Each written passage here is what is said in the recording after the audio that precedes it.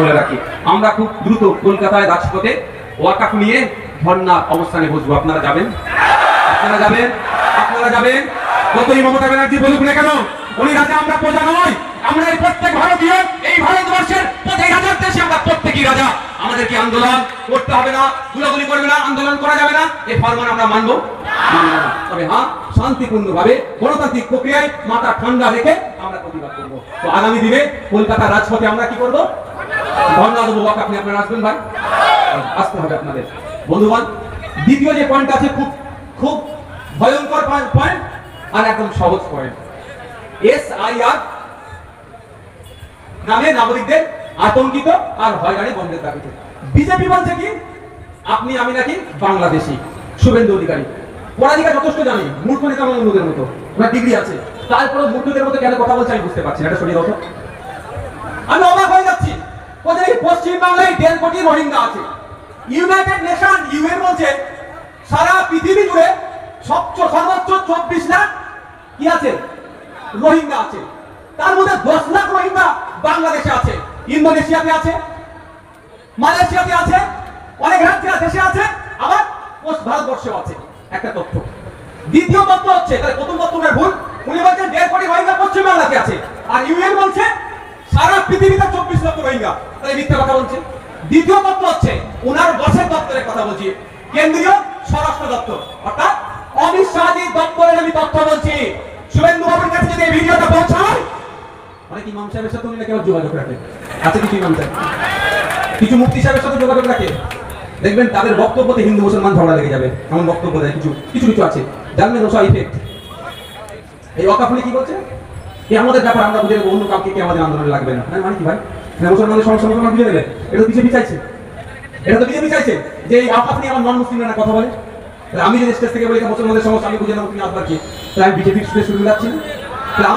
তাহলে আমাকে কে বলছে এটা? এটা আমাকে কে বলছে? দেখবেন ভেতর থেকে আমাকে কেউ তাহলে দেখার একটা অমিত শাহজি দপ্তর বলছে সারা ভারতবর্ষে কত, আপনার 24,000 মতো, সম্ভবত না 30,000 মতো রোহিঙ্গা আছে। সারা ভারতবর্ষে রোহিঙ্গা কত আছে? সারা ভারতবর্ষে রোহিঙ্গার সংখ্যা কত? 30,000 মতো। এক্সাক্ট ফিগারটা মনে আসছে না। তার মধ্যে শুভেন্দু অধিকারীর বস অমিত শাহ বা মোদীজি যে জায়গায় অনেকদিন ধরে ক্ষমতা দখলের স্বপ্ন দেখেছিল, তারপরে ক্ষমতা এসেছে দিল্লিতে, সব থেকে বেশি রোহিঙ্গা আছে। কোন জায়গায়? ভারতবর্ষের মধ্যে সব থেকে বেশি রোহিঙ্গা কোন রাজ্যে? দিল্লি, হরিয়ানাতে, তারপরে গুজরাটে, পশ্চিম বাংলা 5th র্যাঙ্কে আছে। সব থেকে বেশি রোহিঙ্গা লিস্ট যদি হয়, পশ্চিম বাংলা 5 নম্বরে আছে। এগুলো তৃণমূলের বিধায়করা বলে কেন বলেনি? ওরা ওদেরকে মজা লাগে, আপনাকে রোহিঙ্গা বলছে, আমাকে রোহিঙ্গা বলছে, ওদেরকে খুব মজা লাগে, ওই জন্য বলে না কথা। খারাপ লাগে? খারাপ ভেবে নিচ্ছে নাকি? আপনাকে আমাকে রোহিঙ্গা বলে দিচ্ছে, ওদের মজা লাগছে, ব্যাখ্যা করেনি। পশ্চিম বাংলায় 5 নম্বর আছে, রোহিঙ্গা আছে। এবার অনুপ্রবেশকারী না শরণার্থী, এটাও তো বিতর্ক আছে। দেখ, আমি বিতর্কে যাচ্ছি না, আমার বলার বক্তব্য হচ্ছে, তো এইগুলোকে সামনে রেখে কি বলছে? আপনি নাকি অবৈধ ভোটার, আপনি নাকি বাংলাদেশ থেকে পালিয়ে আসছেন, আপনি নাকি রোহিঙ্গা বলে আপনাকে আমাকে দেখে দিচ্ছে। এটা বলে হিন্দু ভাইদের বুঝাচ্ছে যে SIR করে সব বাদ দিয়ে দেবো, সব তাড়িয়ে দেবো, সব হিন্দু ভাইরা তোমরা মুসলমানের জায়গাগুলো দখল করলে। ঠিক NRC সময় গল্প শুনিয়েছিল, CAS সময় আবার নতুন করে গল্প শোনাচ্ছে। এবার বলুন আপনারা, এখানে এত মানুষ আছে, হিন্দু মুসলমান নির্বিশেষে, আমি সবাইকে বলছি, আপনার দাদুরা বাংলাদেশের কাঁটাতার পার করে এসছে? বলুন, পাকিস্তান থেকে এসছে, আফগানিস্তান থেকে এসছে। আপনি আমি ভয় পাওয়ার কে? আপনাকে আমাকে ভয় খাওয়াচ্ছে, আতঙ্কিত করছে কে? আতঙ্কিত করছে তৃণমূল, আর হয়রানির চক্রান্ত করছে বিজেপি। তাই আমরা এই শামশেরগঞ্জের মাঠ থেকে, শামশেরগঞ্জ এলাকা থেকে ইলেকশন কমিশন অফ ইন্ডিয়াকে জানিয়ে দিতে চাই, SIR এর নামে কোন অবৈধ ভোটারকে ডাউটফুল করে হয়রানি করলে আমরা কিন্তু গণতান্ত্রিক প্রক্রিয়াতে ইসরায়েলের বিরুদ্ধে আন্দোলন করব। সাথে সাথে এটাও বলতে চাই, যারা অবৈধ ভোটার আছে, দাদু মারা গিয়েছে, প্রতি বছর ভোটের সময় তারা ভোট দিচ্ছে, তাদের নাম কাটাতে কাটা যায়, প্রয়োজনে আমাদের সহযোগিতা চাইলে আমরা ইসরায়েলকে সহযোগিতা করব। অবৈধ যত ভোটার আছে তাদের বাতিলের জন্য আমরা সহযোগিতা করব। একদমই দরকার নেই, কিন্তু বিজেপি সরকারকে আটকাতে গেলে তো, বিজেপিকে যে ফ্রন্টে নিয়েছে, লড়াই করতে চাইছে, তাকে তো আটকাতে হবে। এটা আমার বাড়ি ভাই, এই যে এটা আপনাদের শামশেরগঞ্জ। আমাকে যদি আমিরুল এরা যদি এই জায়গাটা না করে দিতাম, বলতে পারতাম এসে বাবা বাবা। হ্যাঁ হ্যাঁ একবারে বোঝার চেষ্টা করুন। বাকি কি বলছে? বিজেপি সরকার আর নেই দরকার। 100 বার আমরা বলবো বিজেপি সরকার আর নেই দরকার। বিজেপি হাঁটাও, দেশ বাঁচাও, তৃণমূল হাঁটাও, রাজ্য বাঁচাও। বলবো 100 বার বলার সময়, কিন্তু তো বুঝতে হবে আমি যেখানে এসে বক্তব্য দিচ্ছি, আমি কি ফুরফুরাশুলি বা হুগলি থেকে এইসব স্টেজ নিয়ে এসে করেছি? এখানে আমার একটা টিম ছিল, তৈরি করেছে, আপনাদের কানে খবর পৌঁছেছে যে ভাইজান আসবে, আপনারা ছুটে এসেছেন। তো বিজেপি পশ্চিমবঙ্গে আসলে কিভাবে জানবেন? জানতে চান আপনারা? জানি। তো পশ্চিমবাংলায় বিজেপিকে কে জায়গাটা করে দিচ্ছে? যে করে দিচ্ছে তার নাম হচ্ছে খলিলুর রহমান সাহেবের নেত্রী। ওই এমপির নেত্রী বিজেপিকে পশ্চিমবাংলায় জায়গা করে দিচ্ছে। 1998 সালে বিজেপির হাত ধরে তৃণমূলের জন্ম হয়েছে। রেকর্ড করে রাখো, আমি ভুল বললে আমার নামে নোটিশ পাঠাবে মমতা ব্যানার্জি। একবার মমতা ব্যানার্জির ভাইপোর নামে অর্থাৎ অভিষেক ব্যানার্জির নামে একটা কথা বলেছিলাম, একটা উকিল নোটিশ পাঠিয়েছিল। আমার তো ইচ্ছা গিয়েছিল কি জানেন, অনেকটা ভয়ঙ্কর ইচ্ছা গিয়েছিল। আপনারা আমাদের সবার ভালোবাসার মানুষ বিকাশ স্যারকে বলুন, স্যার আমি রাগে এটা করতে চাই। বিকাশ স্যার বললেন না, আপনার সাথে রাজনৈতিক ভাবে আপনাকে যেমন মানুষ চেনে ওটা করলে মানাবে না। একটা কথা বলেছিলাম, আমি ভয় পেয়ে বিকাশ স্যারকে ফোন করিনি, আমি স্যার আমি এটা করবো, কারণ আমি আমার সাথে যথেষ্ট সম্পর্ক আইনি ব্যাপার। আমি স্বামীর ভিতর তাকে ফোন করলাম, দাদা আমি এটা করবো, আমার রাগ হয়েছে, আমার নোটিশ পাঠাবে। আমি যেটা করতে চেয়েছিলাম বললো না এটা করবেন না, আপনার ইমেজ আপনার সম্মান একটা যথেষ্ট ভাবে মানুষের কাছে আছে। যাক, আমার নোটিশ পাঠিয়েছিল, আমি ভিডিওর উত্তর দিয়েছিলাম, আর এসেছে মামলা। তো আমি ভুল কথা বললাম, নোটিশ পাঠাতে পারে, আমি উত্তর দেবো। দেখ, আমার বলার মতো 1998 সালে তৃণমূলের জন্ম বিজেপির হাত ধরে।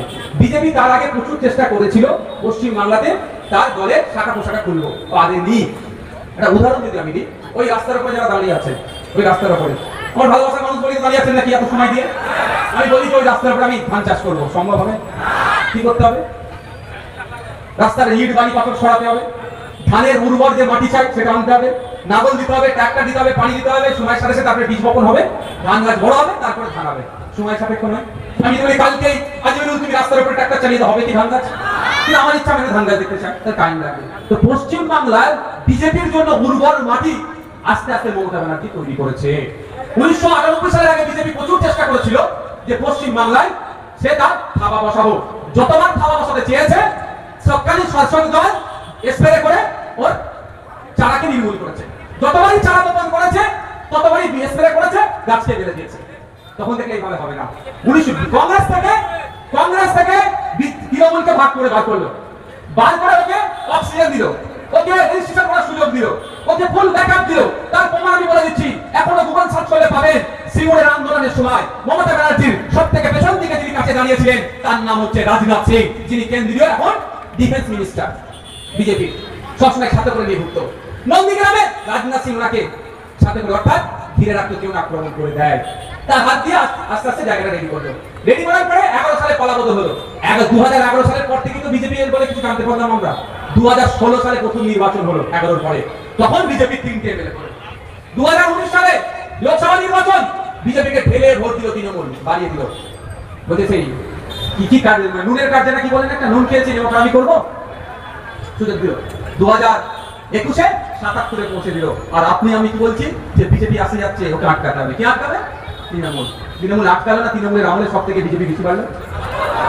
তো আস্তে আস্তে জায়গাটা দিচ্ছে। আগামী দিন আসবে পরিবারের কারো গ্রেফতারের ভয়ে বলবে আলো সরকারটা তুমি রাখো, আমার টাকা আমি দুবাই 8,000 কোটি টাকা পাঠিয়ে দিয়েছি, আমি 1 বছর আগের কথা বলছি, 8,000 কোটি টাকা পাঠিয়েছি, আরো বিভিন্ন দেশে পাঠিয়েছি, তখন আমি চলে যাচ্ছি, তুমি সরকার চালাও। তখন কি করবে? তখন খলিলুর বাবু কি করবেন? তাহলে পরে বড় তিলক কেটে ঢুকবে নাকি? গল্প শোনাচ্ছে, কি বলছি বুঝতে পেরেছেন? বন্ধুগণ, এটা নিয়ে আমাদের একটু ভাবতে হবে যে বিজেপিকে আটকানো আমাদের কাছে চ্যালেঞ্জ না, আমাদের কাছে চ্যালেঞ্জ হচ্ছে আমার হয়ে বলার লোক কটা পাঠানো। বিধানসভার মধ্যে দাঁড়িয়ে থেকে আপনার হয়ে কথা বলার লোক আছে না নাই, এটা হচ্ছে বড় চ্যালেঞ্জ আমাদের কাছে। আজকে বিধানসভার মধ্যে দাঁড়িয়ে কেন শামশেরগঞ্জের নিরাপদের মানুষগুলোকে গ্রেফতার করে রেখেছে, এই কথা বলার এখানকার বিধায়কের সাহস হচ্ছে না। 2026 সালে যদি আপনারা ওই রকম কথা বলতে হবে, মানুষকে পৌঁছাতে হবে, নাইকে নয়, সাদাকে সাদা, কালোকে কালো বলতে পারে, তেমন মানুষকে পৌঁছাতে হবে। এইরকম মানুষকে তৈরি করতে হবে। আমরা পাঠালাম কি বিজেপিকে আটকালো দিলে, যাকে পাঠালাম, যাকে ভোট দিলাম, বিজেপি থেকে সে ভয়ঙ্কর কাজ করে দিচ্ছে। উত্তরপ্রদেশে মুসলমানদেরকে পিটিএ মারছে, যে পিটিএ মারছে তার রাজনৈতিক পরিচয় কি? বিজেপি। ধর্মীয় পরিচয় মুসলমান নন। আর পশ্চিম বাংলাতে মুসলমানকে পিটিএ মেরে দিচ্ছে, তার রাজনৈতিক পরিচয় তৃণমূল, ধর্মীয় পরিচয় মুসলমান।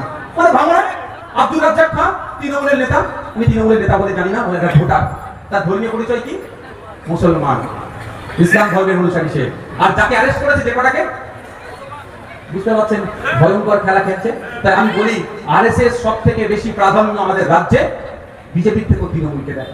আরএসএস একটা মাদার অর্গানাইজেশন, ওর বিভিন্ন শাখা আছে, তার মধ্যে একটা শাখা তৃণমূল কংগ্রেস। এটা মাথায় রাখবেন আপনারা, মাথায় রাখবেন।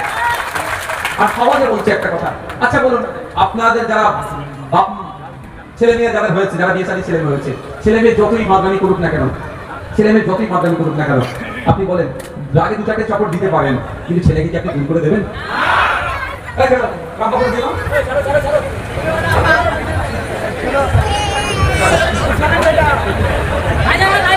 আর তুমি ভাই একটা ছেলে যখন উঠছে টাকা দেওয়ার কি আছে, জিজ্ঞাসা করো না, টাকা দেওয়ার জিজ্ঞাসা করো, সামনে মাঠে কোথায় যাবি, ছেলে ভাই যে বাপ ছেলে, ছেলে যতই মাদানি করুক না কেন, বাপ টাকা তুলে দিলে দু চারটে চাপড় দিলেও কিন্তু দিনের শেষে ছেলে আমার।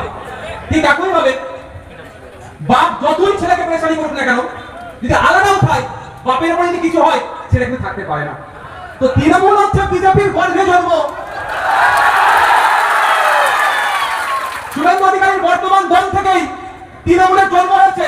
সুতরাং শুভেন্দু অধিকারী যতই বলুক না কেন, ওকে ধরে জেলের মধ্যে রাখবে না। আর তৃণমূল যতই অন্যায় করুক না কেন, আরএসএস বিজেপি ওই রাত করে দু চারটে চট দেবে, দু একটা মন্দিরকে জেলে ভরে আবার জামিন করে মারতে দিবে। এটা যতদিন না বুঝতে পারবে, আমাদেরকে এই ব্যবহার করা হবে। বন্ধুগণ শুধু মাথায় রাখবে। আচ্ছা এখানে শেরশাবাদিয়া সমাজের মানুষ কত আছে? হ্যাঁ, দিদিকে আপনি ভোট দিয়েছেন, দিদি আপনাদের সাইজ করে দিয়েছে। দিদিকে ভোট দিয়েছে, দিদি আপনাকে উপযুক্ত সার্টিফিকেট দিয়ে দিয়েছেন। আপনার আগে ছিলেন ওবিসি এ ক্যাটাগরিতে শেরশাবাদিয়ারা। এটা নতুন কিন্তু নয়, এটা পুরাতন মিস্টেক।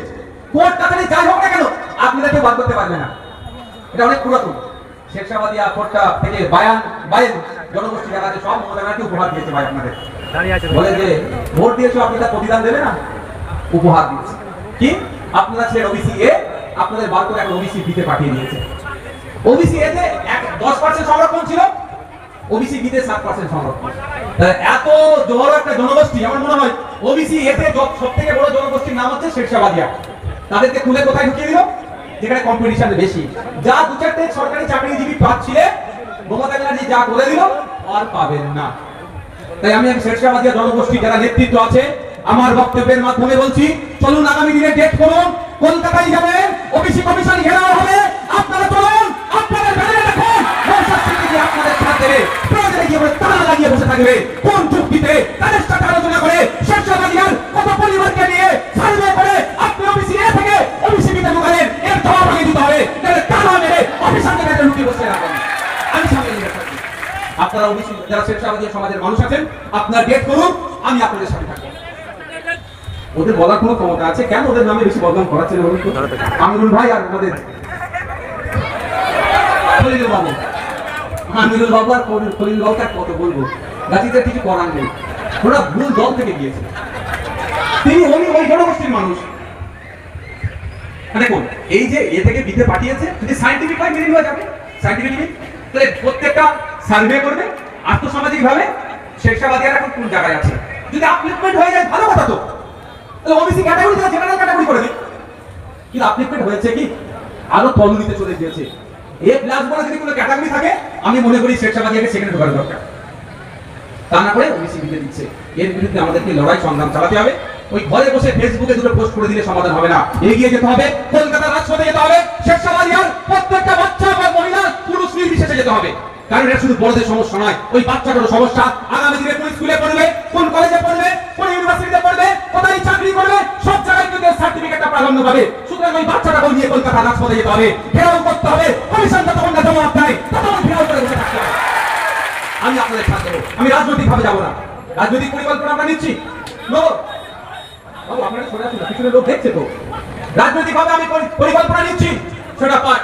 আপনারা শেরশাবাদিয়াদের বলবো, জনগোষ্ঠীর মানুষকে সমস্ত রাজনৈতিক দলকে আহ্বান করুন, আপনার লোকাল এমএলএ আহ্বান করবেন, চলো কলকাতায় যাবো জবাব চাইতে।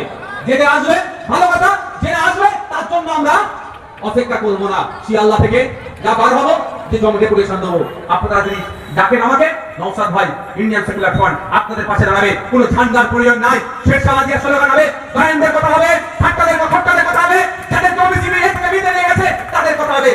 ওখানে কোনো রাজনৈতিক আমি পতাকা ছাড়াই যাবো, আপনাদের জন্য কথা বলবো। যদি আপনারা আমাকে ডাকেন, আমি উপস্থিত হবো। তাই বন্ধুগণ, আর দুটো বিষয় আছে। সবই তো বলে দিলাম, বাকি নেই।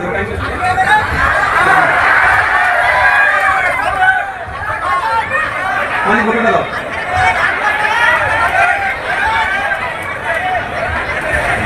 একটা ওষুধ দিয়ে এবার এর দাম কত কি করে জানলেন? MRP, MRP maximum retail price, এর বাইরে বিক্রি করা আইনত দণ্ডনীয় অপরাধ। আমরা চেষ্টা করি 9 টাকা, 9.5 টাকা, 8.5 টাকা কিভাবে নিয়ে যাবো, তাই না? ঠিক আছে, ওটা আইনত অপরাধ নয়। এবার এটা দিয়ে একটা ওষুধ আমি দিয়ে যাই।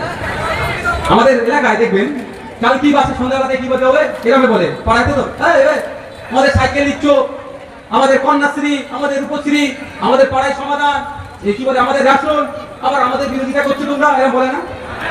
তার জবাবটা তুমি দিয়ে যায়, শুনবেন তো নাকি? এটা শুনতে খারাপ লাগে না ভাই? শুনতে খারাপ লাগে তো? এর ওষুধটা আমি কাছে দিয়ে যায়। ওষুধটা এবার শুরু করছি। এই যে লক্ষ্মীর ভান্ডার, এই যে কন্যাশ্রী, রূপশ্রী, এটা কি মমতা ব্যানার্জি তার ট্যাক্সাল থেকে টাকাটা ছাপিয়ে দিচ্ছে? এটা কি অভিষেক ব্যানার্জি তার এমপি কোটার, এই আপনার এমপি স্যালারি যেটা 4.5 লাখ টাকা মতো পায় তার থেকে দিচ্ছে? এটা কি খলিলুর রহমান সাহেব ওই বিড়ি বিক্রি করে যে লাভটা পায় তার থেকে দিচ্ছে? এমনি শ্রমিকদের শ্রম চুরি করে নিচ্ছে, আবার লাভের টাকা দেবে? বেশি হয়ে যাচ্ছে নাকি বলুন? বেশি হচ্ছে না তো? আমি আর ফিরে যেতে পারবো তো? কাউকে রাখবে ভাই, আমার কাউকে না দিতে হবে ভাই, একাই আমি যথেষ্ট।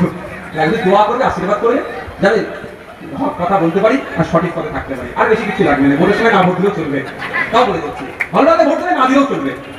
কিন্তু ডেমোক্রেসি ভাই, আপনি কাকে ভোট দেন না দেবেন আপনি আমি ঘাট ধরে করতে পারি না। আমি আপনাকে অ্যাপ্রোচ করতে পারি, ভাই আমাকে যদি সুযোগ দাও, তাহলে আমরা যদি রাজ্যে 2026 সালে ক্ষমতায় আসি, এখান থেকে বলে যাচ্ছি নতুন কাজ হবে তারাপুরের বিড়ি হসপিটালটাকে আমরা ঠিক করব। সাথে সাথে এই গঙ্গা ভাঙন রোধের জন্য যে প্রকল্প আছে সেই প্রকল্পকে চালু করে এই গঙ্গা ভাঙন বিজ্ঞানসম্মতভাবে কিভাবে রোধ করা যায় তার আমরা সর্বোচ্চ চেষ্টা করি। আমি আপনাকে প্রস্তাব দিচ্ছি, ভালো লাগবে দেবেন না দেবেন না সেটা আপনাদের ব্যাপার, যাক আসা যাক আমাদের। তো আমরা লক্ষ্মীর ভান্ডার বলুন আর যাই বলুন, সবটাই সরকারি পরিষেবা যেটা নিচ্ছি সেটা সরকার আমাদেরকে দিচ্ছে, আমরা নিচ্ছি। এটা কিভাবে সরকার দিচ্ছে? সরকারকে নিজের টাকা ছাপিয়ে সে টাকা থেকে দেয়। যদি নিজের টাকা ছাপিয়ে সে টাকা থেকে নিত, তাহলে আমাদের কাছ থেকে ট্যাক্স নিত, জিএসটি নিত। জিএসটি দুটো পার্ট, একটা central CGST, SGST. Central GST, state GST, দুটো রকম জিএসটি হয়। তাহলে নিত আমাদের কাছ থেকে ট্যাক্স, সব টাকা ছাপিয়ে নিচ্ছে, আমাদের কাছে টাকা ছাপিয়ে ট্যাক্স নিচ্ছে। আমাদের ট্যাক্সের টাকাটা দুটো পার্টে হয়, একটা হচ্ছে নির্দিষ্ট আমরা সম্ভবত এবারে 6.5 লাখ টাকা করেছে, ওর উপরে 1 বছর যদি কারো টাকা থাকে থেকে থাকে তাকে ট্যাক্স দিতে হবে। 6.5 লাখ টাকার উপরে ইনকাম ওরা যারা আছে তাদেরকে ট্যাক্স দিতে হবে সম্ভবত, ওই স্কেলটা স্ল্যাবটা মনে করছি না। আর একটা প্রতিনিয়ত আমরা যে যা কাজ করি সেই জায়গাতেই ট্যাক্স দিই। এই যে আমি আসলাম ডিজেল পরিচিত গাড়িতে আমার ভাই, ওই ডিজেলে আমরা সেস দিচ্ছি, ওটা ট্যাক্সের নামটা চেঞ্জ, ওটা বাবু আচ্ছা বাবু। তো ডিজেল আমরা কিনেছি, পেট্রোল কিনে আমরা ওখানে ট্যাক্স দিই। প্রতি সকালে ঘুম থেকে উঠে ঘুমানো পর্যন্ত যা কাজ করি আমরা প্রত্যেকটা কাজেই ট্যাক্স দিই। সকালে উঠে আমরা কি করি? ব্রাশ দিয়ে পেস্ট লাগিয়ে রাখবো তো, ওই ব্রাশটা যখন কিনেছেন তো আপনি ট্যাক্স দিয়েছেন। মাজনটা কিনেছেন, ট্যাক্স দিয়েছেন। কিভাবে দিচ্ছেন? আমি শুধু পানির বোতলটা দিয়ে মনে রাখাচ্ছি। পানির বই বললাম দাম কত, এমআরপি রেখে। এমআরপি যেখানে লেখা আছে তার নিচে একটা ছোট্ট করে এখানে এমআরপি আছে, হ্যাঁ, ব্যাচ নম্বর, ম্যানুফ্যাকচারিং ডেট লেখা থাকে, তারপরে এমআরপি, তারপরে ইনক্লুসিভ অফ অল ট্যাক্সেস লেখা থাকে। এখন লাস্টের লাইনটা আমরা অনেকে এটাকে ভাবি না কি লেখা আছে, ইনক্লুসিভ অফ অল ট্যাক্সেস, সমস্ত ধরনের ট্যাক্স দিয়ে এটা 10 টাকায় আমি সর্বোচ্চ বিক্রি করতে পারবো। এই ট্যাক্সটা একটা রাজ্য সরকারের কাছে থাকে, একটা কেন্দ্র সরকারের কাছে থাকে। কেন্দ্র সরকারের যে প্রজেক্টগুলো আছে, যেমন 100 দিনের কাজ, কেন্দ্রীয় আবাস যোজনা, যে প্রজেক্টগুলো আছে, বা আর্মিদের খরচা বহন যা হয় এই টাকা থেকে সেখানে যায়। আর স্টেট সরকারের কাছে যেটা থাকে সেটা কি হয়, স্টেটে যে প্রজেক্টগুলো স্পেশাল, লক্ষ্মীর ভান্ডার, কন্যাশ্রী, রূপশ্রী, যেগুলো স্টেটের আছে সেগুলো তো। এবার বলুন, আজকের পর থেকে যে জ্ঞান দেয় আমাদের সরকারের নিচ্ছ আর আমাদেরকে ভোট দিচ্ছ না, আমাদের বিরোধিতা করছো, তার উত্তর দিতে পারবেন তো? কি উত্তর দেবেন? কি উত্তর দেবেন? মুর্শিদাবাদ থেকে 21টা এমএলএ দিলাম আমরা মুর্শিদাবাদবাসী, তারপরেও আমাদেরকে একটা হাত মন্ত্রী তুলে দিয়েছিস না? ওই হাত মন্ত্রী যে গাড়িটা চড়ে ঘরে গভর্নমেন্ট অফ ওয়েস্ট বেঙ্গল লেখা আছে, ওই গাড়িটা আমাদের ট্যাক্সের টাকায় কেনাটা মাথায় রাখিস। বেশি যদি বলে তোদের তাহলে ওই গাড়িটাও গণতান্ত্রিক প্রক্রিয়ায় কেড়ে নেবো আমরা। আগের মধ্যে নাকি আমি বুঝাতে পারলাম কি আপনাদের? আপনার এলাকা যিনি এমএলএ সাহেব কত টাকা পায় মাসে জানেন? শুনেছো তো? হ্যাঁ, সচেতন হতে হবে। ওই 1,21,000 টাকা কোথা থেকে এসছে? মমতা ব্যানার্জি দিচ্ছে না, মোদী পাঠাচ্ছে। যে আমিরুল সাহেবকে, নওশাদ সিদ্দিকীকে, মমতা ব্যানার্জিকে, শুভেন্দু অধিকারীকে, তারপরে বলুন ইমানি বিশ্বাস যিনি আছেন, এদেরকে কি তুমি মমতা ব্যানার্জি পাঠাচ্ছে নাকি? মোদী পাঠাচ্ছে মাসে মাসে? আপনাদের ট্যাক্সের টাকা থেকে আসছে। সুতরাং যারা আজকের পর থেকে বলবে আমাদের সরকারে নিচ্ছ আর আমাদের সরকারকে ভোট দিচ্ছ না, উল্টে বলবে এই যে শামশেরগঞ্জের বিধায়ক, ফারাক্কার বিধায়ক, ধামরাইয়ের বিধায়কের যে 1,21,000 টাকা মাসে পাচ্ছে ওটা আমরা দিচ্ছি রে। আবার কি আমাকে গল্প শোনাচ্ছি? যদিও আমি 1,21,000 টাকা 21 পয়সা নিজের জন্য নিইনি, আমি খরচ করে দিই। কেউ যদি নিজের জন্য নেয় সে অপরাধ করবে না। এতেও যদি না চুপ হয় তখন কি বলবে? তো চুপ করলো না, তাও বলছে। ভবনের 14 তলাটা দেখেছেন? কাদের টাকা তৈরি? আমাদের টাকা তৈরি। 14 তলায় মমতা ব্যানার্জি বসেন, একদম 14 টপ ফ্লোরে। রুমটা যেহেতু সূর্য থেকে একটু কাছে তো ওই জন্য চিল এসি চলে। আর 14 তলা সূর্য থেকে কাছে হবে না, প্রথম তলায় যে হবে। আমি ভুল বলছি ভাই? নিচে থেকে 14 তলা, তো নিচের তলাতে যত সূর্য যতটা কাছে হবে 14 তলাতে আরেকটু কাছে হবে। তো ওই জন্য রোগটা বেশি লাগতে পারে হয়তো। হ্যাঁ, স্বাভাবিকভাবে। তো উনি যে রুমে বসেন সেই রুমের যে এসিটা চিল এসি থাকে স্বাভাবিক। তো ওই চিল এসি লাগাতে ঠান্ডা হওয়ার জন্য এসিটা কিনা হয়েছে কার টাকা জানেন? আপনাদের পাড়ার যিনি আছে তো, এরকম অনেক গরিব মানুষ ভিক্ষা করে খায়, আছে তো? ওই যিনি ভিক্ষা করেন তার ট্যাক্সের টাকায় মমতা ব্যানার্জির 14 তলার এসি কিনা হয়েছে, মাথায় রাখবেন। আর ও আপনাকে জ্ঞান দিচ্ছে আমাদের সরকার করে। সরকার তো আমাদের, আমরা তো সরকার বানিয়েছি। 5 বছরের জন্য সুযোগ দিয়েছি, 5 বছর পরে কেটে ফেলে দেবো, তাই না? আপনি এমপিএম তো আপনি বানিয়েছেন। 5 বছর পরে যদি পছন্দ হয় এমপিএম তৈরি হতে পারবে? 5 বছরের জন্য সরকার আপনি তৈরি করেছেন, কিন্তু সরকার হয়ে যাওয়ার পরে আপনাকে কি করছে? তাড়িয়ে দিচ্ছে। আপনারা সজাগ সতর্ক থাকুন। আজকে আপনার পরে আপনার সমাধান, দুয়ারে সরকার এটা করতে বাধ্য, কিন্তু আইএসএফ এর সংযুক্ত মোর্চার এক বিধায়ক। আমি বলেছিলাম আর একটু সজাগ সতর্ক হন। আপনাদের কথা দিয়ে যাচ্ছি, যদি আপনারা সজাগ সতর্ক হন দেখবেন আগামী দিনে অফিসাররা আপনার বাড়ির দরজার ডান সামনে দাঁড়িয়ে সমস্যা সমাধান করবে। এখন পড়াতে করছে না? পড়াতে করছে তো? আর একটু শক্ত হন, আর একটু শক্ত হন। আপনার দাঁড়িয়ে এসে অফিসাররা বলবে হ্যাঁ বাবু এই হয়েছে, আমি এসডিও, আমি বিডিও, আমি অমুক তমুক এসেছি, আপনার কি সমস্যা বলুন, আমি সমাধান করবো। সেই দিনটা আপনারা কি উদযাপন করবেন না? একটা সময় ভিডিওতে গেলে তাড়িয়ে দিত, এখন ভিডিও কোথায় এসছে? আপনার পাড়াতে চলে এসছে আইএসএফ এর চাপে করে। আর একটু চাপ দেন, আপনার বাড়ি দরজা আসবে ভিডিও। এগুলো মাথায় রাখবেন, একটু মাথায় রাখার জন্য যেটা বলছি। দেখুন ভোট যখন আসে, ভোট প্রচারে যখন যায়, আমাদের ক্যান্ডিডেট যায় কিন্তু বাকি সবাই না। বয়স্ক দেখলে দাদু কেমন আছো পায়ে হাতে সালাম করে দিতে চায় না? হ্যাঁ, ঠাকুমা কেমন আছো, দাদি কেমন আছো, নানা কেমন আছো, খালা কেমন আছো, ফুপু কেমন আছো, চাচি কেমন আছো, মাসি পিসি কেমন আছো বলবে। আর ওকেই যখন আপনি ভোটটা দিয়ে দেবেন, ওর হাতে যখন সার্টিফিকেটটা চলে যাবে, আপনি আপনার ছেলে কলকাতার কোন একটা হোস্টেলে থাকবে, একটা রেসিডেন্স সরকারি হোস্টেল থাকবে, একটা রেসিডেন্সিয়াল সার্টিফিকেটের প্রয়োজন হয়, বা ডিসটেন্স কতটা একটা এমএলএ যদি লিখে দেয় তাহলে ওটা অ্যাপ্রুভ হবে। কলকাতা ইলিয়াট হোস্টেলে, আলিয়াতে অনেক ছেলে পড়ে না আপনাদের এখানে, হোস্টেলের দরকার হয় তো। কলকাতার কোন সরকারি হোস্টেলে ভর্তি চান্স পেতে গেলে ডিসটেন্সটা কতটা লাগে, এমএলএ যদি সই করে দেয় এখান থেকে 230 কিলোমিটার, তাহলে এটা প্রমাণপত্র। ওই সার্টিফিকেটটা নিতে গেলে আপনার পায়ের জুতোটা অনেক ছিঁড়ে যাবে, অনেকের ক্ষেত্রে হয়, সবার নয় হয়তো। কিন্তু ওইটা দিয়ে এমএলএ, যখন এমএলএ ছিল না, আপনার পায়ে হাত দিয়ে নমস্কার দোয়া নেওয়ার চেষ্টা করেছিল। কিন্তু এমএলএ হয়ে যাওয়ার পরে আপনি যখন আমার সার্টিফিকেট আনতে চাইছেন, আপনাকে চিনতে পারছেন না। মানে আপনার সচেতনতার অভাব। একবার সচেতন হন, সচেতন হয়ে ভোটটা ঠিক জায়গায় দেন। এই যে বাপ বলছিল না আমরা ইভিএম মেশিনের ঠিক জায়গায় আপনি একবার ভোটটা দেন, আপনাকে আমি কথা দিয়ে যাচ্ছি, যেভাবে ভোটের সময় আপনার দ্বারে এসে ভোট চেয়ে যায় এমপি এমএলএরা, ক্যান প্রার্থীরা, 5 বছর আপনার দ্বারে এসে পরিষেবা দিয়ে যেতে বাধ্য থাকবে যদি আপনি সচেতন হন। আপনার সচেতনতার অভাব, আপনার সচেতনতার অভাবের জন্য আজকে আমাদের এই দুরবস্থা। বন্ধুগণ, অনেক বললাম, অনেক কথা বললাম, আমার কথাতে কেউ ব্যথা পাবেন না। আমি বলার এটাই কারণ ছিল যে আমাদের দুরবস্থার কথা আমি তুলে ধরলাম, আমাদের দুরবস্থার কথা তুলে ধরলাম। এখানে এত মানুষ আছে, আমি আর 2 মিনিট টাইম নেবো, অসুবিধা হবে কারণ? 2 মিনিট টাইম নেবো, অসুবিধা হবে কারণ? প্রথমে 3টে কথা বলবো আপনাদের, 2 মিনিটে 3টে কথা বলবো, শুনবেন ভাই? তাহলে একটু ধৈর্য ধরুন। প্রথম কথা হচ্ছে, যারা উপস্থিত আছেন আপনাদের বলবো, এই যে এত দুরবস্থা, এসআইআর করে তাড়িয়ে দেবেন, এনআরসি করে তাড়িয়ে দেবেন, এনআরসি করে কতজনকে তাড়িয়েছেন মুর্শিদাবাদের মানুষকে হাত তুলবেন একটু? তাড়িয়ে দেবেন, মোটামুটি আটকে দেবে, কাউকে তাড়িয়েছেন? আতঙ্কিত হবেন না, এসআইআর নিয়ে আতঙ্কিত হবেন না, তবে নজর রাখবেন যদি কোনো বুথের বৈধ ভোটারকে যদি অবৈধ ঘোষণা করে, যে অফিসার অবৈধ ঘোষণা করবে তার বিরুদ্ধে আমরা গণতান্ত্রিক প্রক্রিয়ায় লড়াই জারি রাখবো।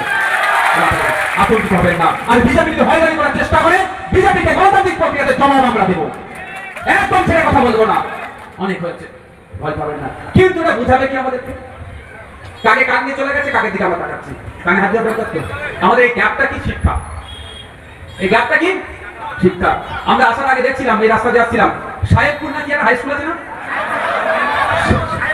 সাহেবনগর হাই স্কুল, চকাচক লাগছে, কালার খুব সুন্দর, ভালো কথা। খোঁজ নিয়ে দেখুন ওই হাই স্কুলে কটা টিচার আছে জান?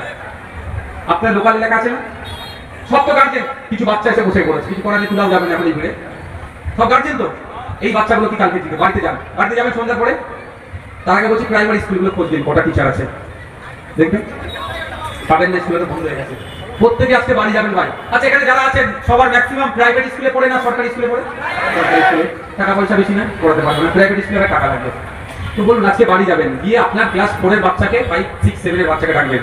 7 অবধি যাবেন না, আমি লিগো হয়ে গেছে, ওইটুকু ছিলে এক্সা লিগো। অত 5, 6 এর বাচ্চাকে ডাকবেন, দেখে পেন খাতাটা দেবেন, কোচি তোর নাম লেখ, তোর আমি তোর বাপ, তোর নাম লেখ, তোর মায়ের নাম লেখ, কোথায় তোর ঠিকানা লেখ, কোন স্কুলে পড়িস, কোন ক্লাসে পড়িস। এটার জন্য তো বিশাল জ্ঞানের দরকার নেই, ইংলিশে লিখে দিতে বলবেন। পারবেন? আপনি ভোটার, আপনার ছেলে পারবে না। আর খলিলুর রহমানের ছেলে বলেছে খোঁজ নিন, আমার তো তৈরি আমার এতটা ভোগিনি, কান থেকে আমার মাথা প্রচন্ড গরম। এখানে সেখানে যে হাত মারতো হজ নিয়ে যা দুর্নীতি করেছে, আমার কাছে কিছু কিছু তথ্য এসেছে, আপনারা অবাক হয়ে যাবেন। হয় ইনি খেয়েছে, তাহলে এখানে নিচের লোক খেয়েছে, জবাব আমি কাছ থেকে না, আমি চেয়ারম্যান, আপনি অবাক হয়ে যাবেন। বলবো সব এই বাউন্সার নিয়ে ঘুরছিল, দেখেছিলেন না হজের সময় যারা তুলতে গেছিল? তুমি বাউন্সার নিয়ে ঘুরবে, আমার ট্যাক্সে টাকা কেন দেবো ভাই? ওখানে বলতে নাকি 1,500 পুলিশ আছে, আমার বাউন্সার লাগবে কেন? কটা বাউন্সার ছিল? খানপুরি মনে হবে, এক একদিন 80টা করে 70টা করে বাউন্সার দেখিয়েছে, মানে বাকি মালটা। আর 1000 টাকা না 1400 টাকা বিল করেছে এক একজনের নামে। একটা পুলিশ পেয়ে গেলে সম্ভবত 2200 টাকা দিলে হয়ে যায়, এই পুলিশ গুলি চালিয়ে দিতে পারবে। ছেলে একটু রাগটা হয়ে আছে, বুঝতে পারো, দুই জন এতবার নাম বেরিয়েছে। কোন জায়গায় যাচ্ছে না? খলিলুর রহমান সাহেবের ছেলে প্রাইভেট স্কুলে পড়ে না সরকারি স্কুলে পড়ে? ছেলে মানে নাতিপুতি, মানে বুঝতে পারছো তো, ওনার তো ছেলের বয়স আমার থেকে বড় হবে, নাতিপুতি। তো ওনার ছেলে সরকারি স্কুলে পড়ে না বেসরকারি স্কুলে পড়ে?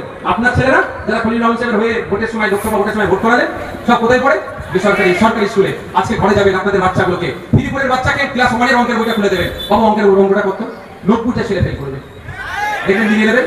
5, 6 এর বাচ্চাকে পেন খাতা দিয়ে ইংলিশে লিখতে বলবেন, নোটবুকটা ছেলে পারবে না। ক্ষতি কার ছেলের হচ্ছে? নেতাদের ছেলের হচ্ছে না গরিবের ছেলের হচ্ছে? ভোটারদের ছেলের ক্ষতি হচ্ছে। তাই আমি আপনাদের বলবো, এক বেলা খাবেন না, রোজা থাকবেন, উপসে থাকবেন, ছেলে মেয়েগুলোকে উচ্চ শিক্ষায় শিক্ষিত করুন। মায়েদের বলছি 1000 টাকা লক্ষ্মীর ভান্ডার দিচ্ছে, আপনি ছাড়বেন না। আমরা বলছি আপনাদের 5000 টাকা দেবো, আমরা ক্ষমতায় 5000 টাকা দেবো, রাজ্য তার পরিবর্তে কাজ দেবে। 1000 টাকা আজকে দিলে কিছু হয় না, ন্যূনতম 5000 টাকা ব্যবস্থা করতে হবে। যাক, মায়েদের বলবো 1000 টাকা দিচ্ছে, কিন্তু আপনার ছেলের ভবিষ্যৎ ধ্বংস করে দিচ্ছে। যেখান থেকে বুনিয়াদী শিক্ষা হয় প্রাইমারি স্কুল, সেখানে টিচার নাই। একটা টিচার যে তালা খুলছে, সেই ঘন্টা দিচ্ছে, সেই মিড ডে মিলের প্রেজেন্ট করছে, সে আর পড়াবে কখন ভাই? আপনার আমার বাচ্চাটা যাচ্ছে, ওই নিয়ে একটা ছিঁড়া জামা দিচ্ছে, আমার জামার কোয়ালিটিও খারাপ করে দিয়েছে। হ্যাঁ বলুন, ভাবে কি করে? ফিরে চলেছে। আপনি ভাবছেন আপনার আমার ছেলে খুব পড়াশোনা করছে না, পুরো ভবিষ্যৎটা ধ্বংস করে দিচ্ছে। কেন বলেন তো? এই জন্যই ভবিষ্যৎ ধ্বংস করেছে। আগামী দিনে খলিলুর রহমান সাহেব তার ছেলেকে এমপি করবে এখান থেকে। খলিলুর রহমান সাহেবের হয়ে তার ছেলের হয়ে বুথ দখলটা কে করবে? আপনার ছেলে করবে। আপনি এখন খলিলুর রহমান সাহেবের হয়ে মারামারি করছেন, খলিলুর রহমান সাহেবের কথা এখন উঠছেন বসছেন, এমপির কথা এখন বুথ দখল করছেন। এমপির ছেলে কালকে এমপি হবে, আবার তার হয়ে বুথ দখলটা কে করবে? আপনার ছেলে যদি পড়াশোনা করে ফেলে, বুথ দখল আর হবে না। তাহলে খলিলুর রহমান সাহেবের ছেলে এমপি হতে পারে, ওই জন্য আপনার ছেলেকে বুথ এখন থেকে করে রাখছে। ওরা আগামী 20 বছরের প্ল্যান করছে, আর আপনি 500 টাকা 1000 টাকার জন্য আপনার ছেলে ভবিষ্যৎ ধ্বংস করে দিচ্ছেন। তাই অনুরোধ, আপনার ছেলেগুলোকে আপনারা কি করবেন? উচ্চশিক্ষায় শিক্ষিত করবেন। দ্বিতীয় কথা হচ্ছে, আমি প্রশাসন নিয়ে অনেক কথা বলি, দিনের শেষে বলছি, প্রশাসন আমাদের সামাজিক বন্ধু, পুলিশ আমাদের শত্রু নয়।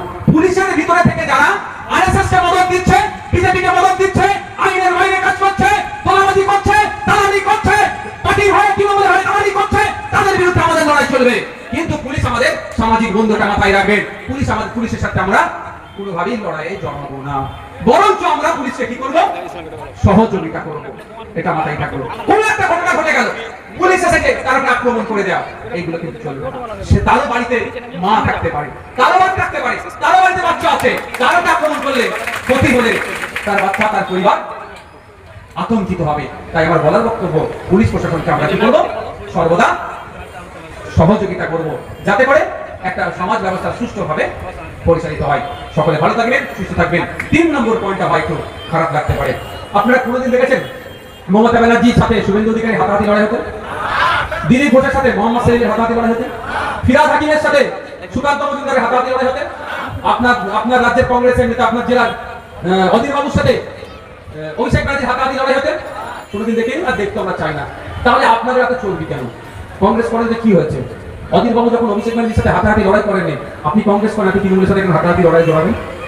আপনি তৃণমূল করেন, আপনার নেতা মমতা ব্যানার্জি শুভেন্দু অধিকারীর সাথে হাতাহাতি লড়াই করেনি, আপনার চর্বি কিসের? আপনি বিজেপির সাথে হাতাহাতি লড়াই যাচ্ছেন। আপনি সিপিএম, আপনি কংগ্রেস, দেখুন উল্টে আমরা কি দেখেছি, এক জায়গায় বসে কেক খাচ্ছে, জন্মদিনের কেক কাটছে সুজন চক্রবর্তী, তখন পার্থ চ্যাটার্জি জেলে যায়নি, পার্থ চ্যাটার্জি এরকম অনেক, দিলীপ ঘোষ, কুণাল ঘোষ, সুকান্ত মজুমদার এক জায়গায় বসে কেক কাটছে। আপনারা পাড়ার চায়ের দোকানে দূরের কথা, এই মাথা ও মাথায় বসছেন, ওর মাথা কিভাবে ফাটাবো, ওর নামে কিভাবে মিথ্যা কেস দেবো, এই জন্য বললেই করছেন। আমি অনুরোধ করছি, যে দল করেন করবেন, দিনের শেষে প্রতিবেশী এটা মাথায় রাখবেন। শামশেরগঞ্জের ভাঙনে যদি কারো বাড়ি ভেঙে যায়, তৎকালীন উদ্ধার করতে হবে। শুভেন্দু অধিকারী মেদিনীপুর থেকে এসে পৌঁছানোর আগে ওর বাড়ি গঙ্গায় তলিয়ে যাবে, আপনাকে ছুটে যেতে হবে উদ্ধার করতে। ওটা তো ভাবছেন, কেউ বিপদে পড়লে মমতা ব্যানার্জি কোথা থেকে আসবে? কালীঘাট থেকে আসতে করতে খেলছে, নওশাদ সিদ্দিকী পূর্বশী থেকে আসতে করতে, অধীর বাবু বড়পুর থেকে কলকাতা থাকে আসতে করতে। তাহলে কি করতে হবে? আপনার এলাকার সমস্যা আপনাকেই সমাধান করতে হবে। অনুরোধ এটাই, যার যে দল ভালো লাগে করবেন, যাকে যার ভালো লাগবে ভোট দেবেন। এটাই আমাদের ডেমোক্রেসি, এটাই বিউটি। ভারতবর্ষে এত রাজনৈতিক দল আছে, পৃথিবীর আর পুরো দেশে নাই। প্রায় 2500 মতো রাজনৈতিক দল ভারতবর্ষে আছে। এটা গর্বের বিষয় আমাদের ভারতীয়দের।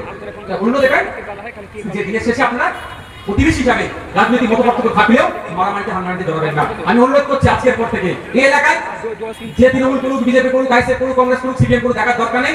এক চায়ের দোকানে বসে চা খাবেন, যার টাকাটা একটু বেশি তাকে বলবেন তুই চায়ের দাম দে। ভাই, যদি মমতা ব্যানার্জি দলের প্রতিষ্ঠাতা, সে যদি শুভেন্দু অধিকারীর সাথে হাতাহাতি না লড়াই করে, আপনি দলের সাধারণ একজন কর্মী, কালকে চাইলে দল আপনাকে ছেড়ে ফেলে দেবে, আপনি লড়াই করবেন? কোন মাথা দিয়ে আপনারা চলছেন? ভাবছেন না? শুভেন্দু অধিকারী পশ্চিমবঙ্গের বিজেপি এখন বড় নেতা, সে আমার সাথে হাতাহাতি লড়াই করে, আমি আমার দিয়ে বলছি। আপনি কত বড় নেতা হয়ে গেছেন বুঝে, আপনার কাছে দল চাইলে যুবটাকে আপনি অন্যায় করলে বাদ দিয়ে দেবে, কিছু করতে পারবেন না, আপনি লড়াই জড়িয়ে পড়বেন। অনুরোধ এটাই, বুথ স্তরে আপনারা মারামারি হানাহানিতে জড়াবেন না। ভালো থাকবেন, সুস্থ থাকবেন। অনেক কথা বললাম, আবার কোনো সময় দেখা হবে। ধন্যবাদ।